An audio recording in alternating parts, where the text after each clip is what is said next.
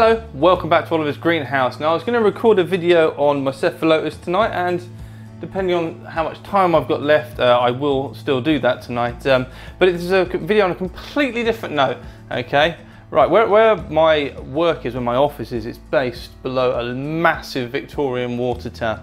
Now underneath the eaves of this water tower, every year we get quite a large number of breeding house martins, which I learnt today by doing a little bit of research online. The Latin name is Delichon urbicon, which is urbicon, I suppose, because urban, I don't know, that's probably Latin for nesting under a house, which is what many of them do. And I'm not sure if they make it all the way to North America, but they're quite widespread here. And every year, the latter part of spring and the onset of summer is preceded by these birds turning up, and they reuse the same mud nests. They collect sort of mouthfuls of mud from puddles in and around the estate, carry it up to this massive water tower. It's pretty tall. It's got to be, oh, I don't know, it's probably 120 foot to the top. It's got a great big cast iron water tank in there, and it basically, water's pumped up there and it provides equal pressure for all the irrigation around the estate. And I went into the office this morning and sat down at my desk and was working away, and I noticed, or the head gardener pointed out to me, there was a bird on the ground out there. And I've been watching it out of the window because it was in plain view, and it was sort of hobbling along, and I thought, well, just let nature run its course, and everything will be fine. But it's very difficult to concentrate on writing a report when this is going on outside your office. And then a bit later on I realised that the other house martins were actually, I don't know whether it was the parents you would think it was the parents trying to stimulate or encourage this bird that was on the ground up into the air, although to be honest it looked very aggressive. And apparently this little fella, yes that's right, I have it here, had been on the ground for about 8 hours, and I just simply couldn't sit there and work and watch this going on. So I went outside, picked up said bird from the floor, and thought, so I've found swallows and swifts that are tired before on the floor, like on the grass, and I know they're not very good at getting going from the ground. In fact, I believe some of them can't actually take off from the ground, especially swifts, because they can't get, their sickle shape of their wings isn't enough to give them lift to go take off from the ground. That's why they always nest up high and drop out. So I went over, picked up the bird, like I have done with other species, and just threw it in the air. And sometimes that's enough of a kickstart to get them going and they take off and all is well. Unfortunately, this bird just sort of took 2 or 3 flaps and then sort of flopped on the floor. And I was like, oh great, what do I do now? Because there's rats and cats and other things that will prey on hapless injured animals. And he's got a bit of a gammy wing, although I've had a bit of a feel along the bones, and I can't feel any grating, or usually when a bird has a broken wing, it makes sort of like a gritty noise. It's like crunchy, it sounds horrible, and it is kind of horrible. And the wing's able to flex out, and he does kind of use it. He'll sit on your finger and you can kind of move your hand up and down, and he'll extend both of his wings. So I'm working now on the assumption that he's just a fledgling. But anyway, I've brought him home. I've done this with other birds, and I don't want loads of people in the comment section being like, oh God, you're not RSPB trained and stuff like that, because it's just not worth the effort. I mean, if he is a fledgling and I can keep him happy and he is well enough to continue living, then the likelihood is he will just be able to go back. I will take him back to work where I found him and release him, and he will then spend the rest of the summer fattening up around the estate before flying home to Africa for the winter. So I've named him Philip because I thought that was a really nice name. There's lots of few names being shot around the office, but he looks like a Philip to me, and since then we've come to an understanding that he does appreciate that as a name. So what I'll do is I'll pick you guys up. He is taking food from me, and he's also drinking as well. I think he's just a fledgling. I think he was just too young. He's either fallen out of the nest or been bullied out of the nest by one of his siblings. So I'll pick the camera up and we'll come and have a look at Philip. Okay, everybody say hi to Philip. This is Philip the house martin. He's in this little box I've got for him at the moment with some shredded newspaper. He seems quite happy in there. He's been quite sedate. He's very, very happy to sit on my finger. He also feeds really well. We can feed him one of these buffalo worm things. It's just so horrifying. I hate why anyone would want to keep reptiles where the only thing you could feed them was disgusting, slithering things. I do not know. They're not very nice. As you can see, he is a hungry little fella. I wouldn't say he's gorging himself, but I think it's probably the best he's ever fed in his entire life. I'm pretty sure I can provide more food for him than he would ever be fed in the wild. He's literally clamouring to get out of there to get his tasty worms. He'll even attack them on the cardboard box and eat them.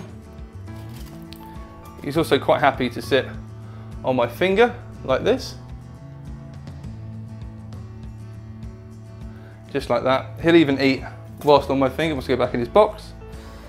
I've got some pretty funny footage of the kids feeding him earlier. He wasn't in the least bit perturbed by them, and I had a sneaking suspicion he's beginning to view me as his mother and also my children as his... Come on, you.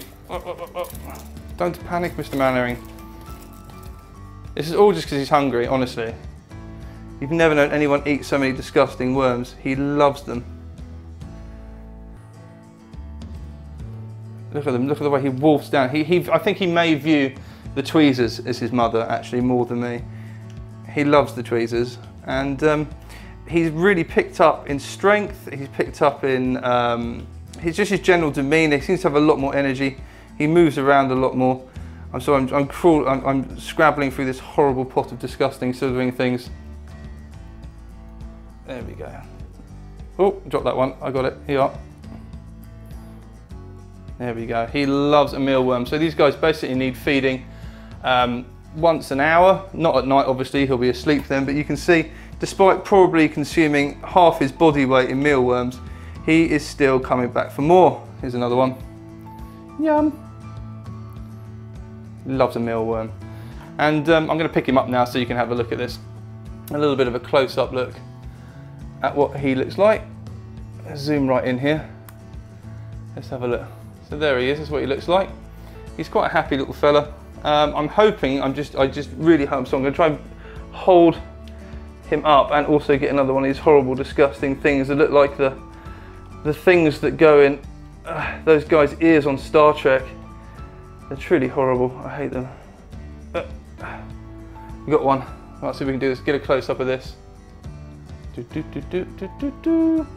Yum, yum, yum. He loves mealworms. So I've had a good look around him. He's got sort of like juvenile feathers underneath. His legs are still sort of furry, which is slightly weird. I wouldn't expect them to have furry legs in adulthood. And he's quite calm. I can probably pick him up like this. This is the wing, which I think is a bit funny. It seems to open up all right. And I've had a good look around him for mites. No mites, certainly no feather mites. And that's definitely not the root cause. And he seems to be using his wings a lot better now. But some of these feathers at the back here look a little bit juvenile to me. He's tweeting as if he wants food now. So I just hope that over the small period of time in which I intend to have him, we'll be able to get him up to health. And I'll be able to take him back to work and simply throw him in the air, and he will fly away to join his brothers and sisters, maybe even his parents, before flying off to catch his own food, so I don't have to feed him these disgusting things out of this box, which I really do not appreciate, and then fly off to Africa. So that's what I hope to do. Okay, so that's Philip, the house martin. Like I said, I wouldn't recommend anybody picking up birds that they find on the floor. It's usually best to let nature take its course. But when they're right outside your office and the inevitable is so obvious and you're trying to write your report, you've just got to step in. I mean, apparently there's 510,000 nesting pairs or breeding pairs of these house martins in England at the moment. But I've been told, because there is a lady who comes around and, I don't know, takes notes on how many pairs return each year, that they are in decline, like many of Britain's species. So I think in this instance, for the sake of what little I'm going to do, it is a good thing. And I'm no ornithological specialist, but I am well versed in nature and wildlife, and I think I can do this without causing any major detriment or harm to him or his species or the colony. And I think once he's showing a bit more willingness to fly, he's sort of stretching his wings out a little bit more. He's just trying to feed off my fingers here again. and he's a bit sort of keener to actually, you know, take off, because he's made literally no attempts at all. He jumps and he hops every now and again, but he's made no real effort to actually take off. He's not exercising his wings. Like, you see them standing on the edge of their nests and they'll head towards the wind and they'll flap their wings vigorously. He's done none of that, so I can only assume that he was just nuzzled out of the nest. So I'm going to keep feeding him. He's picking at my ring. I'm going to keep feeding him over the next few days, and as soon as I start seeing him making some concerted efforts to fly, he'll be going back to work with me, and I'll be trying to do a release video, which I'm trying to record something which is at best, what is he, 11 centimeters long. Taking off from my hand is going to be a feat in itself, but I will try and capture it. I know everybody at work who is aware that I've got this bird has also been rooting for this. So, and I've done this before with other birds in the past. So fingers crossed. If you like this video, although it's slightly off, you know, I've slightly digressed with this episode. If you like this content and you want to see more, don't forget to put a like on the video and subscribe. And I'll be back with Philip before we return him back into the wild. Thanks for watching. Right, Philip, back in the box. I'm going to turn the camera off.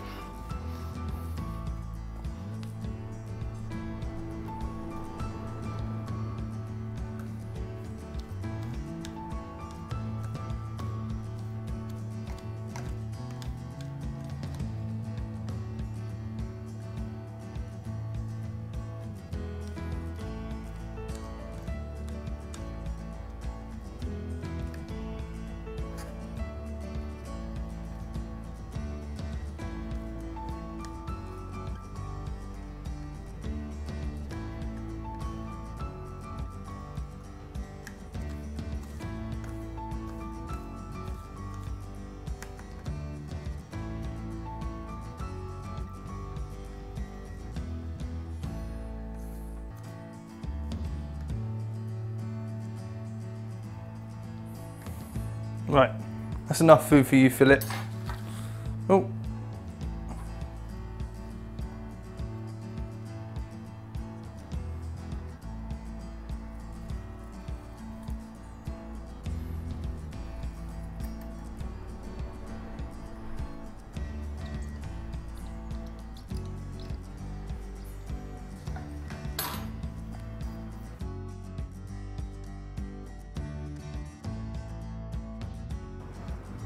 What do you think? Yeah. Is he nice? Yeah. Should we try to see if Daddy can give him a worm? One of these meal worms. What's that one? Hello. Let's find one that's a bit more wriggly. Oh yeah, there's some.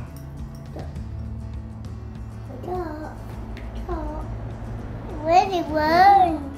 The worm. Wake up. Still. He doesn't food. He's asleep. Where did the worm go? In his tummy. In his tummy. Like, it goes in his crop first. You see it under his neck, just here. He's got like a bulge. Yeah. Watch out, Emma. He's got a bulge under his neck, and that's where he stores his food until he's ready to digest it. So he puts it in his throat pouch first, then he eats it in a bit. See them? That's it. Got him. There's it, holding up to his face. Let it go. That's it. Oh no! Yum yum yum yum yum. The other one. We'll do another one, Harry.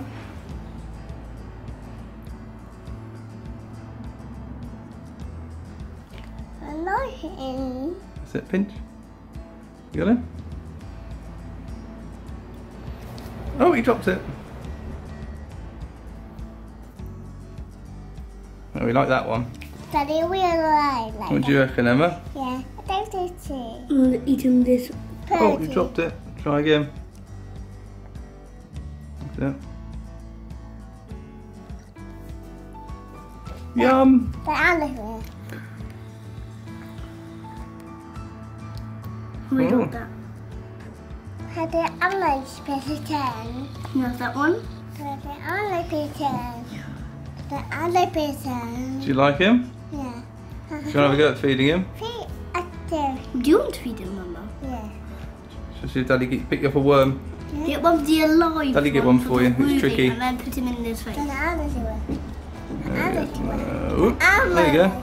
You got it? Yeah. Hold the worm in front of his mouth. Yum, yum, yum, yum, yum. I like it. Did he eat it? Yeah. He did, didn't he? There's one more there. Yeah. He's alive. Do you want Daddy to pick him up with these? Yeah. Okay. You find him, Harry. You found him? There's one. There you go, Emma. You got it? Yeah. Oh, dropped him. Daddy help. I said I was going to pick him up. They're too small. There you go. You got it? Hello. Yum, yum. Let go. That's it.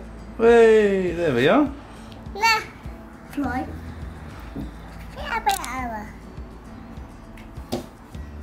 They're hard to get. Should we find some more in here? Yeah, alpha. Oh, please. I like him. There we go. What is that? Has he got it? Not yet. I like this one here. Here. I like this one here. I like this one here. Is that funny? I like this one. Right, you hold him then and I'll feed him. Yeah, I like this. I like this one. I like this one. I like this one. I like this. I love you so much. I like this one. I like this one. I like this one.